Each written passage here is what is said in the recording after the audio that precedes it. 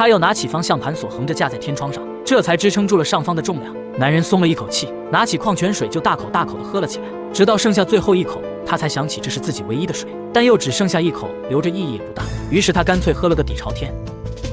人在绝望的时候总能想到上帝。男人拿笔在椅背上画了个十字架，他开始向上帝祈祷，就算放弃一切都可以，只要能让他跟女友再见面。男人再一次振作精神，他开始清点车上的物资。他有1卷麻绳，有半卷胶带，1瓶机油，1个指甲刀，3个空矿泉水瓶，还有个简易帐篷。摸了摸帐篷，里面有支撑杆和铁丝。如何利用这些物资呢？男人想到了办法。就在这时，天窗的裂缝居然在往下滴水。男人舔了舔，除了脏一点外没有怪味，看来能喝。他把洞口扩大了点，然后拿出一张银行卡折了折，再把它塞进瓶口，最后把瓶子固定到方向盘锁上，一个储水器就做好了。但这点水远远不够喝，所以自制饮料坚决不能浪费。接着，男人抽出帐